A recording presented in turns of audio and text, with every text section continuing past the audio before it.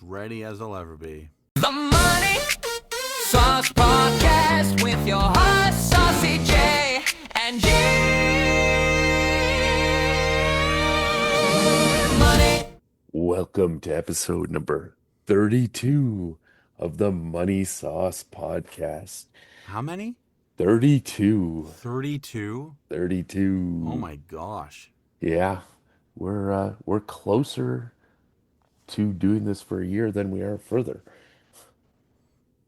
Wow, it If that feels makes like sense. yesterday we decided, hey, what are you doing at 9 p.m.? Being super tired from a day of parenting. Me too. Let's do a podcast. Absolutely. Speaking of parenting, excellent. You didn't even know I was going to bring this up, so No. that's great.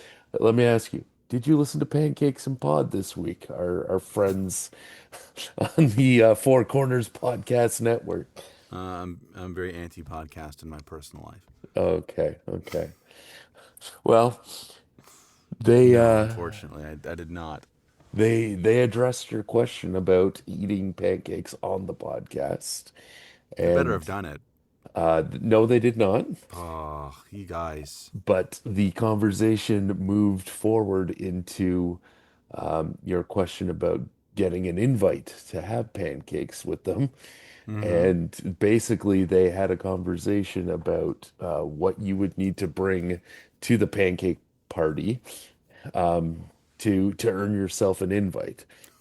I have to bribe my way onto this podcast.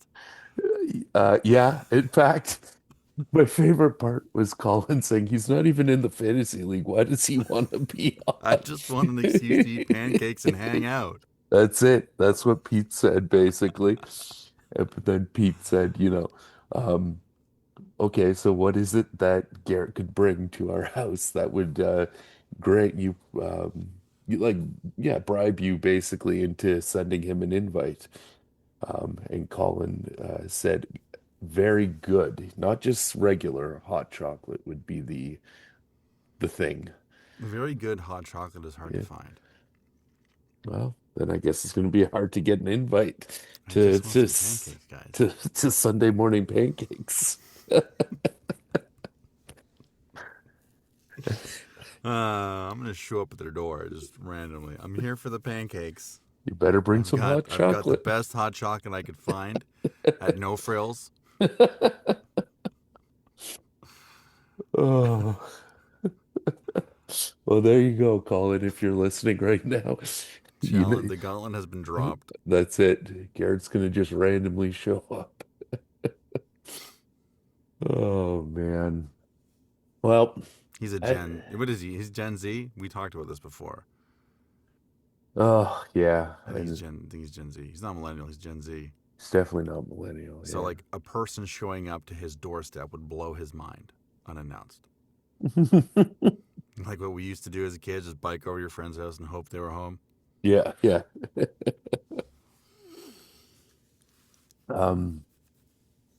Without giving away too much, Pete and Colin live in the Toronto area, and something that's coming to Toronto in about a week's time is the World Cup of Soccer. And now that means it's time for our soccer segment. That's the graphic. That's me putting that's hand my rainbow. visual. That's my visual cue to pop in the See if I can get graphic. the fireworks. Fireworks. Doesn't work. It's the app. It does it randomly. So yesterday, which is Tuesday, June 2nd, MLS Major League Soccer announced the 44 players that are playing in Major League Soccer that are going to be a part of this upcoming World Cup of Soccer, playing for their individual countries. Fun note on this, both the United States and Canada have the most representation. I had a hard time saying that word. Jeez. And they're each sending 8 players. There'll be like I said, 44 Couldn't ML. put a Canadian in that graphic, eh? Your North American League. Yeah. Um, I guess 44. barely at this point once they take Montreal and Vancouver. Well, and that's kind of what I'm getting at here is the importance of having three Canadian teams in this league has made a huge difference for the Canadian soccer program. Um, in years past, first of all, Canada being at a World Cup, I mean, we were there when they struggled to beat some countries that people wouldn't even have heard of on their route to World Cup qualifying. Well, on the back of Dwayne De Rosario and a guy that, came from a Brampton, co-ed soccer league or something like that. Is that Um, true? no, I'm being Oh, sarcastic, but um, hey, those it, leagues down at Hershey Center get intense. yeah, they sure do. Um, but I mean, Canada has come a long way, a very long way. Obviously, being a co-host country, they did not need to qualify for this World Cup. But the last World Cup we qualified for was a legit qualification, and it was it's assumed that going forward, Canada will be qualifying. Now, this year is the first year of the expanded field of We'll see. teams. Yeah, I guess so with the Uh, new kind of open door format. but why I bring this up is that deeper conversation of between the CPL, the Canadian Premier League, but the Canadian Premier League, I feel would not exist if not for TFC, Vancouver Whitecaps, and FC Montreal existing first in MLS and being, uh, I would say, fairly successful in terms of drawing fans and at times fielding competitive teams. I mean, Toronto FC didn't for a long time and hasn't again for a while. Montreal's miserable right Bring now, back but Tim Leiweke. That's what I want to say. yeah, exactly. Um, but if it weren't for seeing that professional soccer can work in Canada and that a professional soccer league for Canada can be viable, and that there is a pathway for Canadians to play professional soccer within the country, to have a route for the national team so that players that are good enough to play professionally will not only play professionally at home, but decide to play for Canada as opposed to going overseas, entering in a development program in Europe, and then deciding to change their national team eligibility to that country. Um, None of all of that was happening before. None of this was is possible without the Whitecaps, FC Montreal, and Toronto FC. So it all comes back to save the Whitecaps, and let's hope those little rumors that we talked about with FC Montreal don't come to fruition, because for people that care about Canadian soccer and have seen how miserable it was playing on a pitch in Cuba that was spotty grass, like playing, at Chris Gibson's soccer pitch in Brampton. Um, we don't need to be this big of a country and playing in that low level of competition anymore. And if the Whitecaps go off to Vegas and FC Montreal goes off to Detroit or wherever they go to, I think it'll be a significant blow in all the progress that we've made over the past, I don't know, let's say 20-ish years.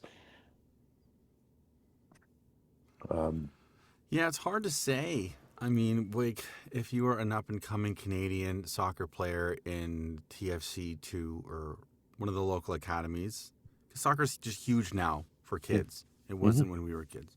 It's massive now. Like, would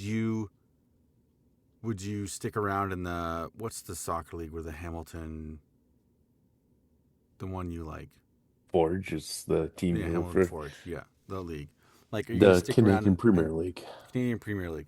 Are you going to stick around there and try to get like a scholarship? Like, what is your path to professional soccer? Because MLS is just like is obviously bigger now too. Hmm. So I feel like there is an avenue to stay in North America Hmm. uh, and and play in MLS and still develop as a soccer player. Um, but I highly doubt it would be competitive with the program in Europe if you don't have these other teams that are putting in money to have a development system. Right. So yeah, without those teams, it's really, I guess it really does limit your path forward to playing top tier soccer. Yeah, because it's either going to get buried behind a pay-to-play system where you go to an academy that's like a privately owned academy and you're playing to, Those aren't cheap. pl yeah, exactly. Which is not what these professional teams do in their development system going all the way down. I don't know. I think TFC goes down to at least U14 now. I don't think they go as far as like U8 or something like that, but they have development pathways now. Yeah. And taking away an opportunity to go into a development path like that that's basically sponsored by the big club and not have to pay lots of money to do so probably I think definitely opens up the door for a lot more people to, follow that path and that dream and all that kind of thing. Um, yeah, and those kind of development academy kind of scenarios just aren't there in the Canadian Premier League at this time. They have a equivalent kind of league to like the OHL, WHL, and QMJHL, but those are still like minor league type soccer teams, right? And they're Mm-hmm. they're not, those are those teams that you see in the first round of the Canadian Championship getting blown out by Vancouver and and Montreal and Toronto. And you're going, I'm sorry, what team is that? Mm-hmm. So, it's not there yet. So if you don't have, Didn't a team from the CPL beat TFC in the Canadian Championship recently? Didn't that yeah, happen this year? yeah.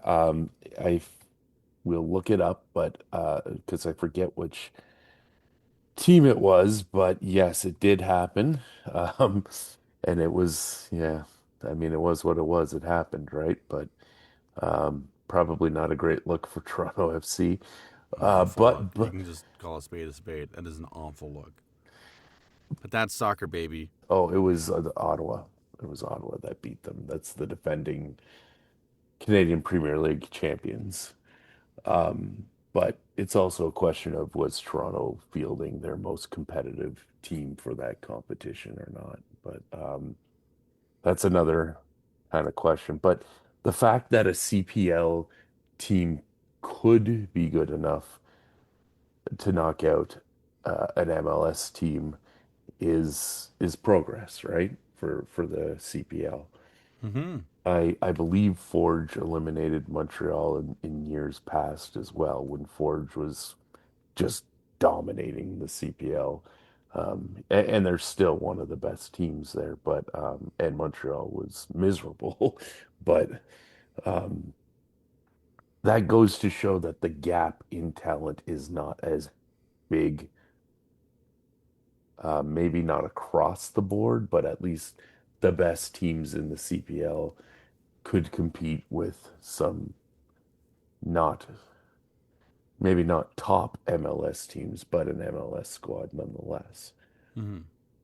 And again, all that said, I think that goes to if TFC, Whitecaps, and FC Montreal don't exist, we wouldn't get to this spot, right? Yeah, the CPL wouldn't be a thing for sure. Yeah. So just a quick run through of who it is that Canada is bringing up from MLS squads. It looks like it's mostly LAFC that's providing our players. Crapo, of course, the goalie from Orlando City. I'm really not good with all these names, but LAFC is sending.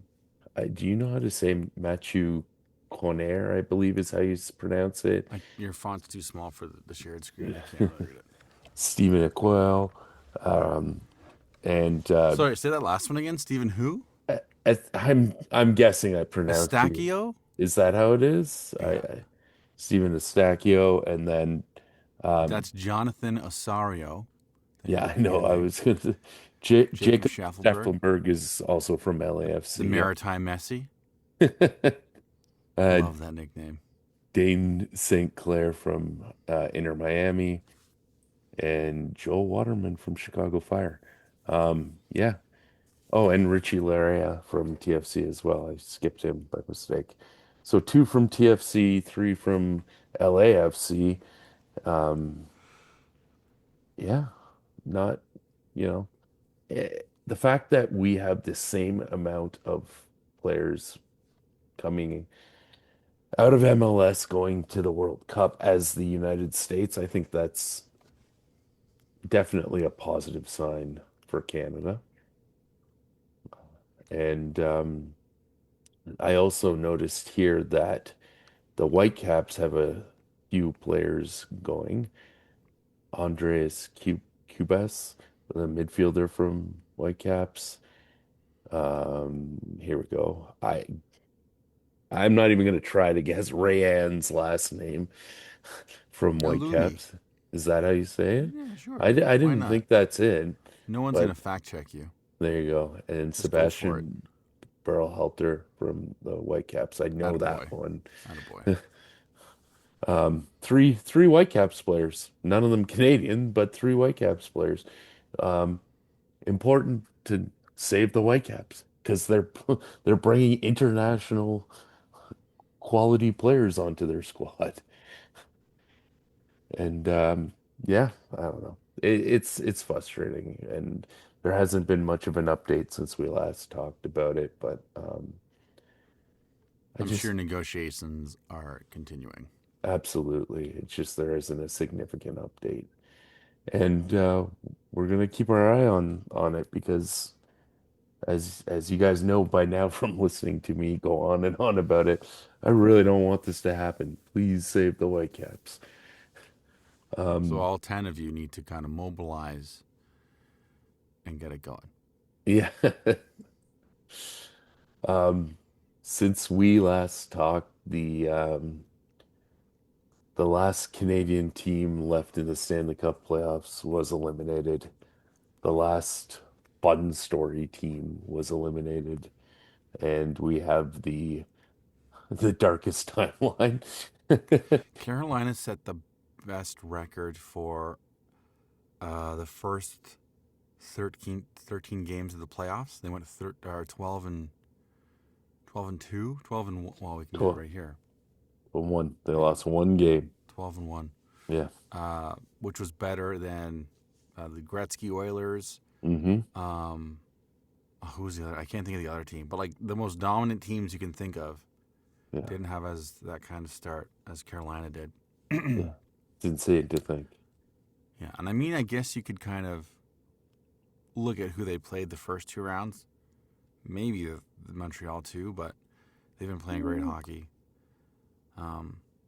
So it was a shock that Vegas beat them 5-4 I mean, it the was a other night. close But game. yeah, Yeah. And, Mitch Marner's going to win a Conn Smythe, yeah. Yeah, he is. and Toronto will explode. There's just going to be a crater from Lake Ontario to Steeles Avenue. Just The spot where the hole that Mitch Marner left in Ontario. uh, Well, last week we kind of looked at how did we get here? How did we get the Vegas Golden Knights and yeah, how did they come to be? We had to look at their expansion draft and kind of how the team came to be. I thought we'd do kind of the same thing with the Carolina Hurricanes because they have, story time with Uncle Saucy. there you go. They have a little bit of a unique story as to how this team got here, right? So the Carolina Hurricanes started life in the old World Hockey Association as the then New England um, the the Whalers. Yes, I completely blanked there. Sorry, the New England Whalers. And the reason they were called the New England Whalers is they were actually playing in Boston their first couple seasons. They shared the Boston Garden with the Boston Bruins, and they actually had some success in attendance. And in the first regular season, or the first full season, I guess, of the World Hockey Association, 1972-73, they won the Avco World Trophy. That was the name of their championship trophy. So they were a championship team in year one. Wow. Yeah. Congratulations. Um, It's a great pedigree. yeah. What ended up happening is due to being given l third in line in terms of priority dates at the Boston Garden behind the Bruins and the Celtics. Um, and even then fighting against the American Hockey League's Boston Braves for dates. The owner of the team, who I should have mentioned this right away, but um, his name is Howard Baldwin.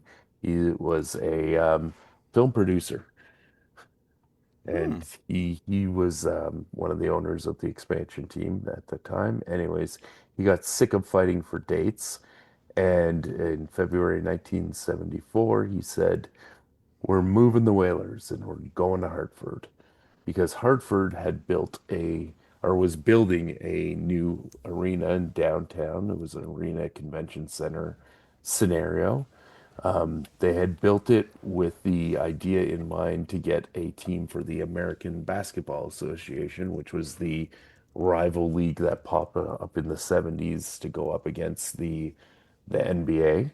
That never came to be, but the Whalers ended up becoming the main tenant there. The arena wasn't done in time to start the 74-75 season, so they actually played in a college arena called the Big E Coliseum in Hmm. West Springfield, Massachusetts for the end of 1974, but in January of 75 they moved into the Civic Center.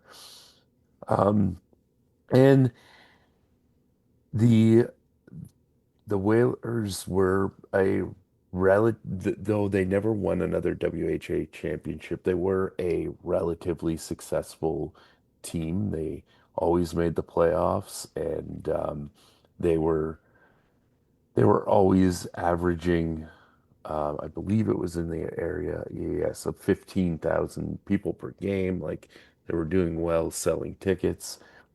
Um, They ended up in 1977 making a big signing of the line of the Hows. So Gordie Howe had come back from retirement to play in the WHA with the Houston Aeros, and his sons Mark and Marty joined him. Hmm. And in 1977, the trio of the Hows joined the Whalers. So Mm, cool. they yeah, they were a successful WHL team in terms of selling tickets and, being a perennial playoff team. By the time the WHA came to an end, four teams were admitted to the NHL. Um, the Whalers were one, and the other three were actually, well, do you know who the other three were? I don't. We have the Edmonton Oilers, the Winnipeg Jets, and the Quebec Nordiques. Mm. It blows my mind that this was the only American team that survived from the World Hockey Association, considering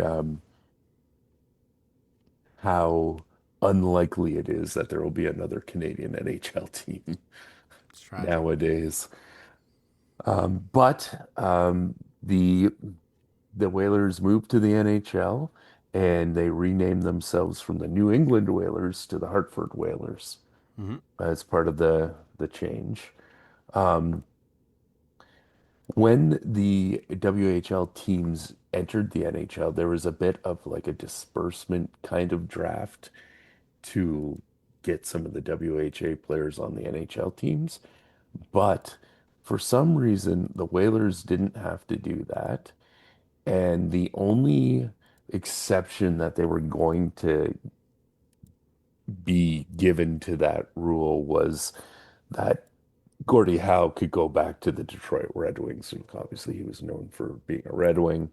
But the Red Wings, they said out of respect for his legacy already in place in Detroit, um, they weren't going to force the Whalers to give him back, basically, Huh. because he was really at the end of his hockey career at that time. He wasn't as significant of a player. Right. So they let him finish out his career with the Whalers. Um, the Whalers, as an NHL team, not great, um, not horrible, but from the early or the late 70s, early 80s, this was that period of time where almost all the teams made the playoffs. Right. Um, so they weren't missing the playoffs a lot, but they got known to be as like a 500 team. They had some success in the mid 80s, but they kind of ended up making some trades that went down as kind of being like legendarily bad. They traded away Ron Francis for not much. They got impatient with Chris Pronger and traded him away before he became what he became. Wow. Um, they were the team that first hired Brian Burke to, begin all the Burkeisms and all that kind of stuff. Anyways, this brings us through to the 1994. So in the summer of 1994, the Whalers were purchased. The person that purchased the Whalers' name was Peter Karmanos Jr. Peter Karmanos was from Detroit. He had a company that he had started. It's a software company called CompuWare, Hmm. and he had actually been an owner in the OHL for a very long time. So he had started a, a team called the Detroit CompuWare Ambassadors. And this was an OHL team that started in 1989. They later renamed to become the Detroit Junior Red Wings. Then later on in the mid 90s, they became the Detroit Whalers. Um, you know, and then finally they became the Plymouth Whalers when they moved to Plymouth, Michigan. Hmm. And finally, later on in 2015, he sold the team, and they are what is now the Flint Firebirds. Um, but he was known for trying to develop AAA youth hockey programs in the Detroit area, and yeah, eventually became the owner of the Whalers. Um, his partners, Thomas Trues, who was just an entrepreneur who was involved in CompuWare, but the other partner was Jim Rutherford, who became the general manager right away. Um, and he right away got to trying to get upgrades for the arena in Hartford, and the the state was not willing to work with him. They had a project that they were working on to try to get the New England Patriots to come to Hartford. Anyways, the short of it is, in um, 1994, he had promised he'd at least keep the Whalers in Hartford for 4 years, but after 2 years with lackluster attendance, he claimed very little corporate support.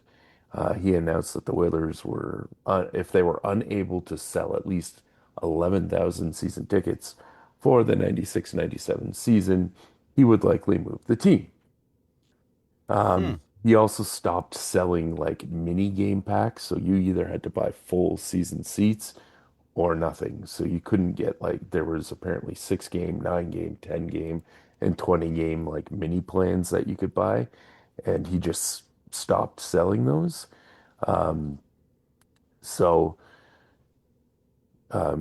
he went through that campaign for the 95, what was it? Yeah, 95, 96 season. They had 8,000 and 8,500 seasons tickets sold. Um, they had a campaign called Save the Whale, um, and in 45 days they brought it up about 3,000 more season tickets. But um, in the short of it is, it didn't happen. The team was not staying. So um, in 1997, the Connecticut governor stated that he was just not going to spend any state um, taxpayer dollars to fund a new arena, but he was willing to spend 147 million to renovate the arena. Hmm. But the owner wanted an additional 45 million to cover losses during the 3 years that these renovations were planned to go on. The state said no, and the Whalers announced that they would be leaving Hartford after the 1996-1997 season. The problem with that was they hadn't figured out where they were going yet. Um, at first, it sounded like they were going to move to Norfolk, Virginia. There was a successful like marketing campaign where they tried to sell like deposit to season seats. They already had a name. They were going to be the Hampton Roads Rhinos, Hmm. and it didn't happen. Um, turns out you need an arena to make these things work, and they did not have an arena, so they were selling season seats basically without a place to play. But the um, the Rhinos did actually have that campaign, and they did produce like an identity package kind of thing. You can find, if you look, the Hampton Roads Rhinos proposed logo right here. Ooh.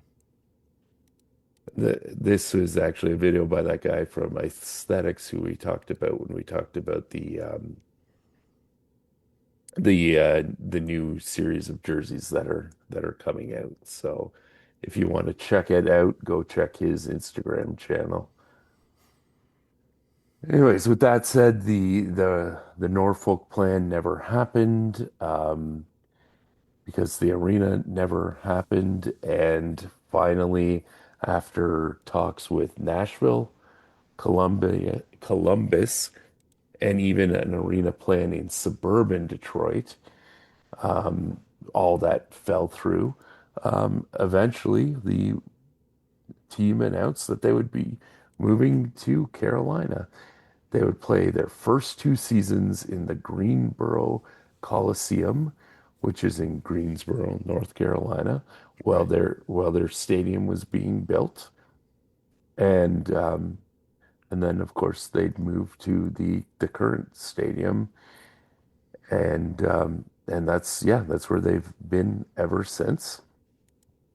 The the Peter Carmanos Jr. owned the Hurricanes all through their years when they were then they made Stanley Cup Finals in the early 2000s. When they finally won a Stanley Cup in 2005, 2006, and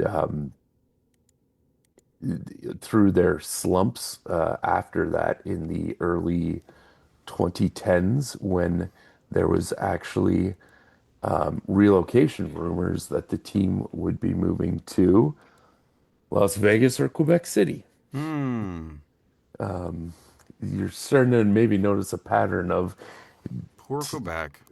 where this team almost moved to. There are NHL teams now: Nashville, Columbus, Las Vegas. Unless it's in Canada. Yeah, right.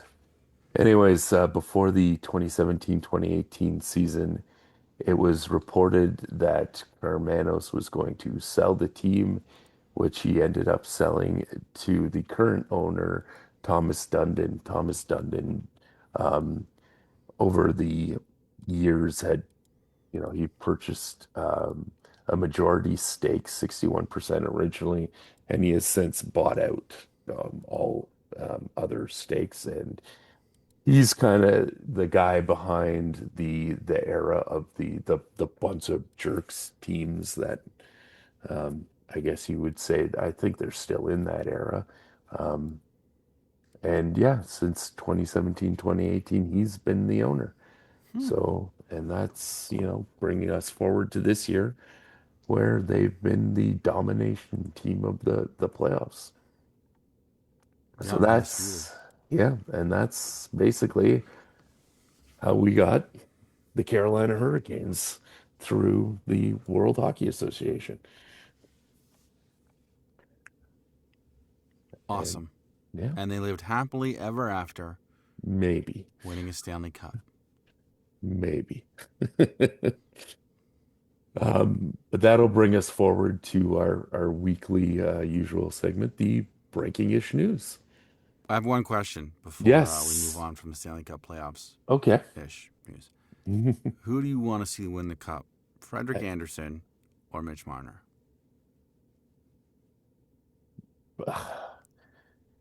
Mitch Marner. I feel like How come? I feel like that the instant reaction to me saying is like, yeah, trolley answer, Jeremy, but it's really not. It just goes back to what I said last week where I feel like he wasn't the problem in Toronto. I feel like by the end, um, that he wasn't given a fair shake. There was a time when I remember him being like, "Hey, this is the Toronto kid. He was a Leafs fan growing up. We embraced him. He was at Argos games all the time because he loved the Argos too. Like he was this, like, hey, between him and Tavares, Toronto guys want to come and play for Toronto again, guys. After all this narrative of, Canadians don't want to play in Toronto or whatever. And by the end, it was like he was public enemy number one, and he was the reason the Leafs suck and all that kind of stuff. And I think the season he's had, the playoffs he's definitely had, it just goes to prove that I don't think he was the main problem.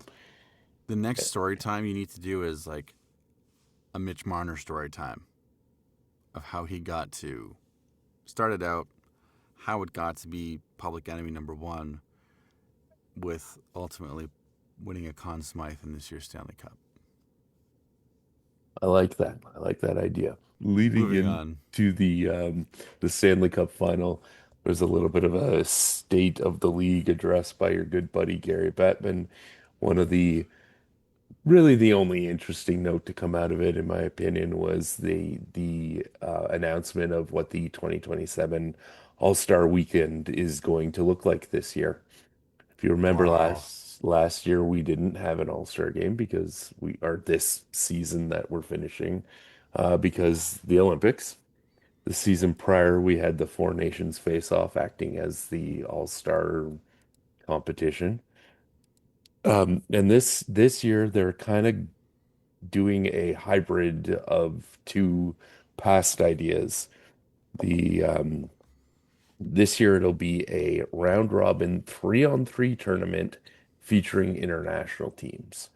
So Canada, US, Sweden, Finland, and then a team comprised of people from other countries. So a world team will so those will be the squads, and they will play a 3-on-3 tournament. And we'll get into the details here in a second, but there's also going to be a skills competition featuring 10 players that are going to be representing their countries, not their NHL teams. And these players will be 25 years or younger. So they're bringing back Team North America, kind of. Sort of, kind of, yeah. The Islanders will host the event at their still new arena, and each All-Star team will consist of 9 skaters and 2 goalies.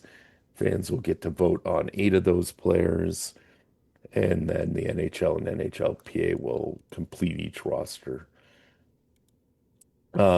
Each team will play 4 5-minute long games. There's going to be no overtime or shootout in the event of a tie. The top 2 squads from the round robin will advance to play a 10-minute game, with the winning team claiming a $2 million prize. They don't say it in this article. I have to assume that's for charity, but I don't think so. Remember, they were giving away cars before. yeah, that's true. And I think when I Phil, don't think it is for charity. I think it's just to make them try and care about this gong show that happens mid-season. maybe so, maybe so. Um, the skills competition, the different events is going to be fastest skater, hardest shot, passing challenge, one-timers, stick handling, and accuracy shooting. And then each player will compete in 4 of those 6 events and earn the points.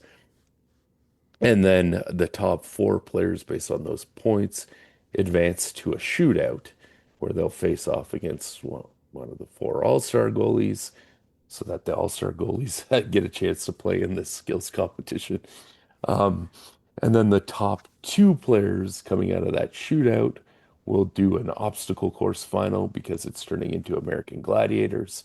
And the player with the highest score wins $1 million prize. The crowd will be given Nerf guns to shoot darts at the players while they complete their objectives. Yeah, yeah, they're gonna start with the horse that you have to go over, under, and over, climb up the ropes, slide down the zip line, run up The treadmill, the the roller treadmill coaster, thing, yeah, and then swing through the hand bike. yeah, exactly. Oh man, And the Miz will be at the end. the '80s were fun, guys. Yeah, and that's it. So this is the new version of the All-Star weekend. So You know what? Good on the NHL for always never being afraid to try a bad idea. yeah, I mean, this is a combination. I guess they've seen the success of the international game. I guess they liked the 3-on-3 tournament thing that they did in the past. So throw them together. So all I'm gonna say is let's And see. they're doing the World Cup of Hockey next year. So 26 was Olympics, 28 is World Cup of Hockey, 30 is Olympics, 32 World Cup of Hockey, and so on and so forth. The Vancouver Canucks, speaking of Vancouver again, um, they've hired a head coach. Oh, They've I didn't know this. they've they've fired and hired a head coach since the Leafs Manny have Malhotra. started gutting the front office. Yeah. So, but this is one of the names that was in the rumors to be in talks with the Leafs. To Well, the other headline today I read was they've interviewed 15 coaches. Yeah, So we'll get to that in a they're being minute. so But thorough, these new guys. yeah. Holter was the head coach of the Abbotsford Canucks, so that's their AHL affiliate. They won the Calder Cup in 2025. Um, Anyways, this is just an internal promotion, really, and good for Manuel Ultra. Yeah. I don't think there's too much to say. I like that they're taking a chance on a newish guy Yeah. who's had some success. Another guy who's had success but has a new job, Chris McFarland. He was hired as the president of hockey operations and general manager of the Nashville Predators yesterday. This is the former now GM of the Colorado Avalanche. He's been the GM of the Avalanche for the past 4 years. He got assigned the role after the Avalanche won their last Stanley Cup. And yeah, he's taken over for Barry Trotz, who said he would retire as GM. Um, but yeah, he's staying on as an advisor, and I guess McFarland's taking on the additional role of president of hockey operations. So I don't particularly love it as an Avalanche fan. I love it for Nashville. Yeah, I can't argue Nashville going for it. So, congratulations to him. Joe Sakic will resume duties of as GM of the Avalanche, and let's hope he does a good job. Let's hope so. Yeah. So yeah, congrats, Chris McFarland.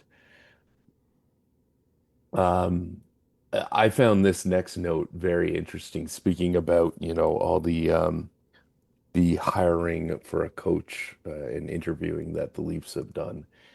David Carlisle, he said no to being the Maple Leafs head coach. This is the University of Denver's head coach that a couple weeks ago we talked about, I believe, that the Leafs seemed to be very interested in. And it seemed like it was going to happen, but yeah, he rejected the offer to be the next head coach. Hmm. Thanks, but no thanks, is Wants the a bigger quote. payday, maybe.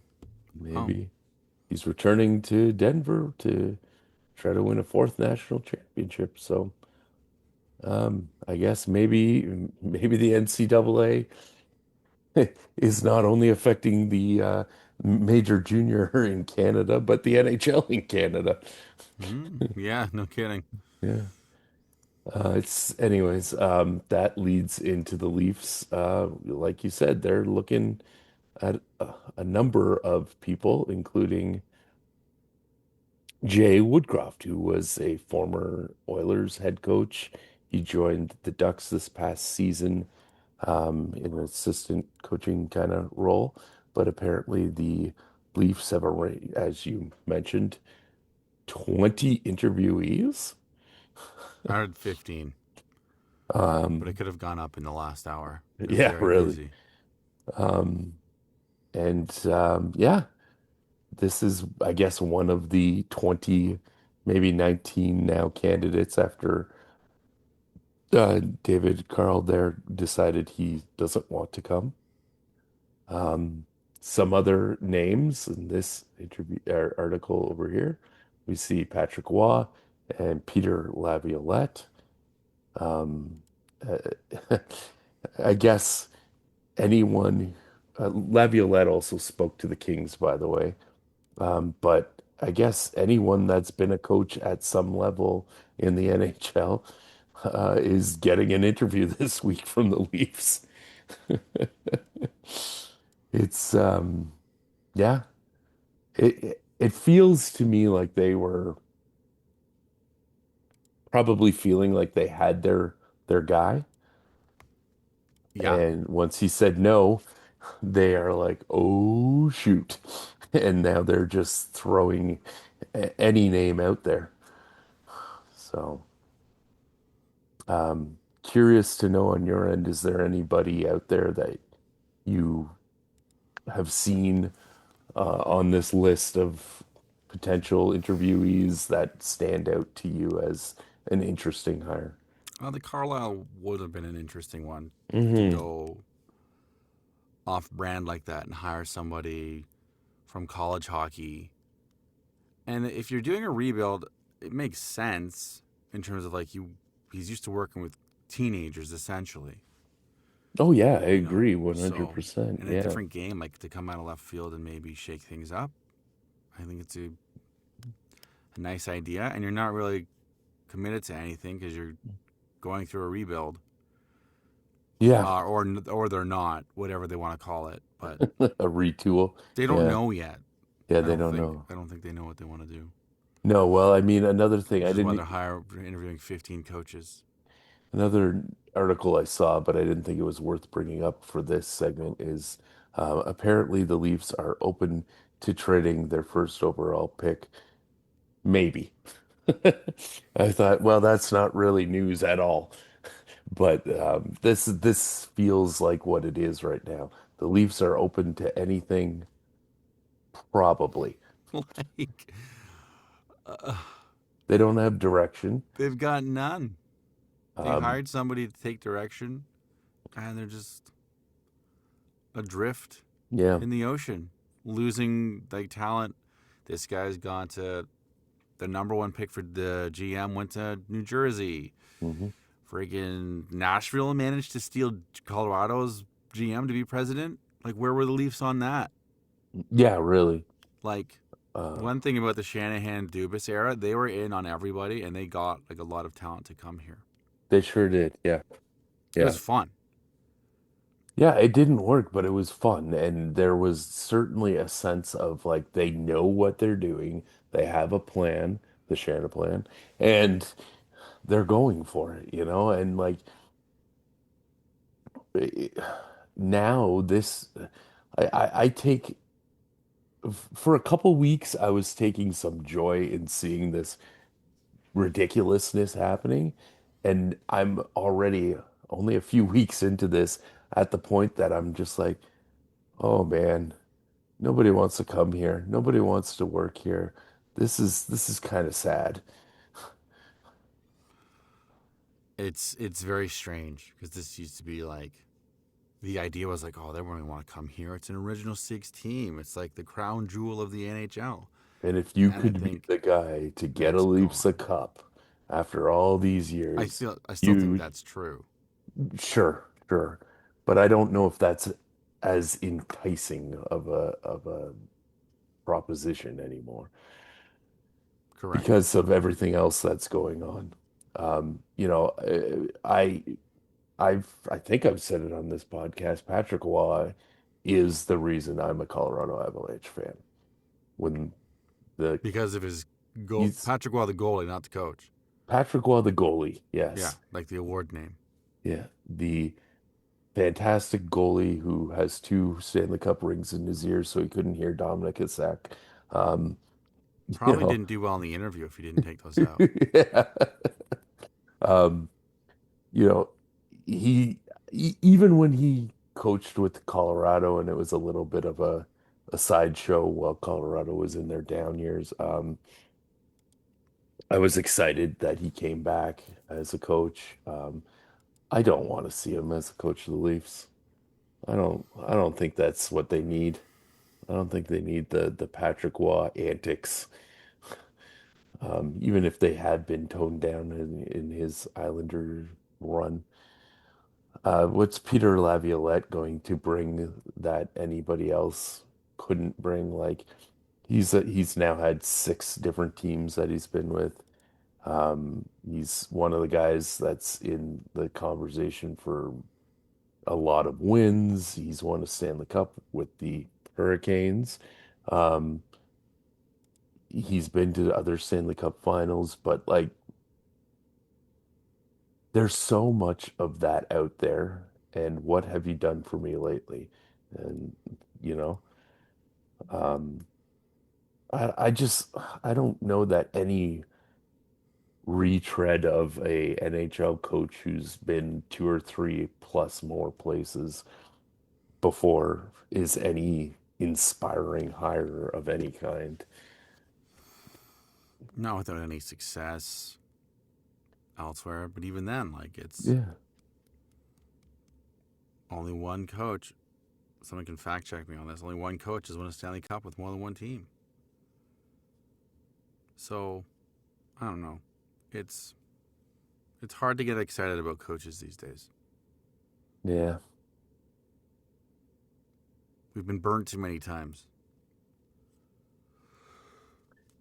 So it's just like, and it's nobody thinks coaching has ever been the problem. I don't think. I mean, people are pretty sour with Babcock. Fair enough. Yeah. Um, But he was going to be the he was the big guy, coaching hire that was going to solve everything too, and right? they overperformed his first few years there. They did. They did. So, but like no one. I don't want to say no one cares about the coach, but like everyone knows that's not the problem, It's definitely right? not, right? People will care more about the coach if you're like, we're going into a rebuild, so we need a guy for a specific role for a specific time to develop these guys. Hmm. But if you're out there just being like, we don't know what we're gonna do, well, it's like, well, I'm not gonna get excited for a coach who can't motivate Matthews Nylander, and like the core, and change the culture. Mm-hmm. No coach is going to change that culture Mm-hmm. because he's gone after a year, 2 years, Right, right, yeah. right? So yeah. In summary, it's hard to be excited about a coach because coach was never the problem. I don't think it was ever the problem for this team. Yeah. I wonder now, and I'm not even gonna look it up because I don't know how easy it would be to find. But Austin Matthews played 1 year in the National League in Switzerland. Yeah. Was the SZ, no, ZSC Lions or whatever they're called. Who was the coach there? And is he available? You know what? I am gonna look it up because now I gotta I'm know. sure Mats knows him. Oh, it was Mark Crawford. No, Oh, we don't want him. He can stay there. he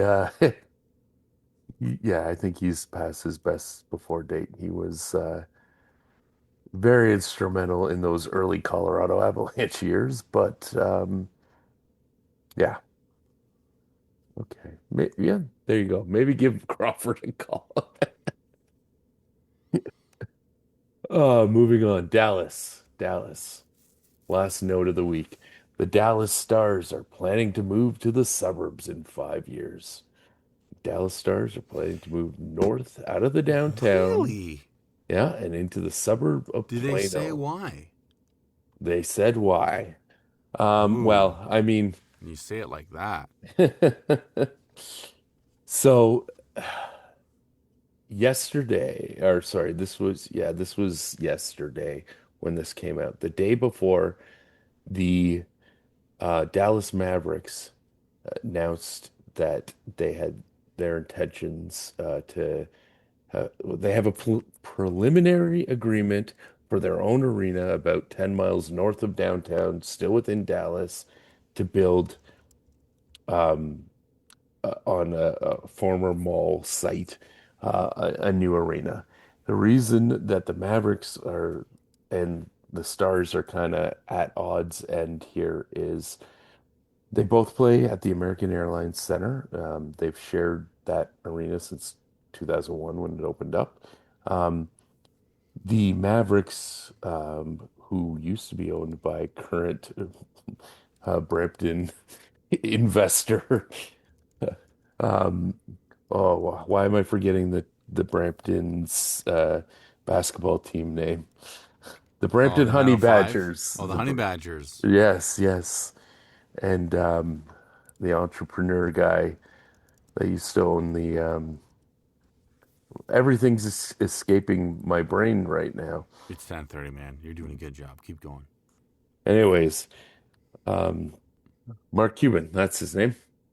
Mark Cuban Right, Brampton's used own. to, yeah, Mark Cuban used to own the Mavericks. He sold the Mavericks, and ever since the Mavericks have been asking for options from this to kind of redevelop the American Airlines Center.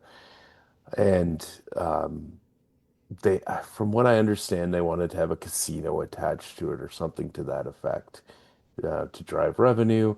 If that didn't happen, they wanted to renovate the arena to be basketball only, which of course pissed off the Stars. And by the end of 2031, now both teams will be leaving the American Airlines Center. The new That's arena, crazy because the line is always like teams need to get out of the suburbs into the downtown cores to be successful. agreed.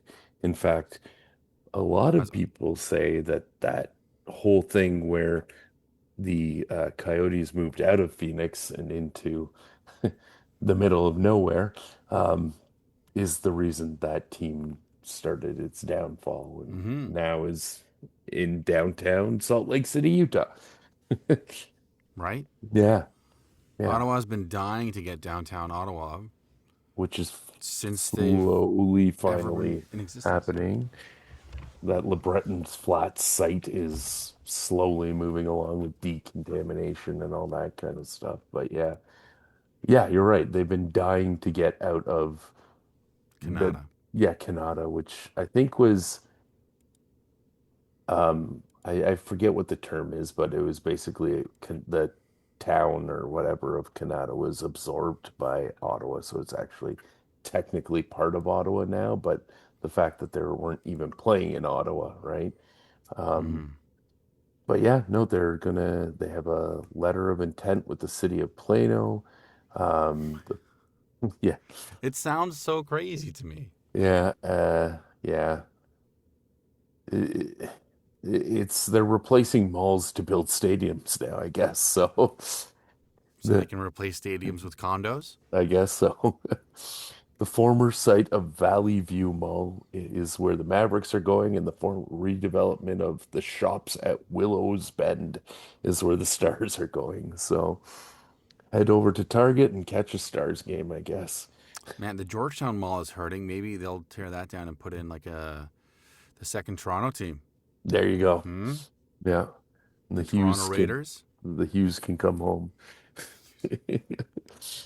Uh, but yeah, so that's the last news note I have. It's yeah, it's interesting that they're moving out of a downtown location, and we'll see if it works.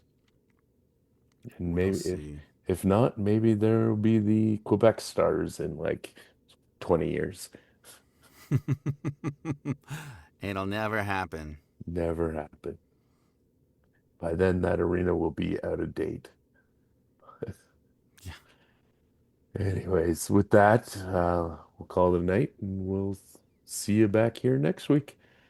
For episode 133. There you go. Have a good night, everyone. Night, everybody. The Money Sauce Podcast with your hot saucy J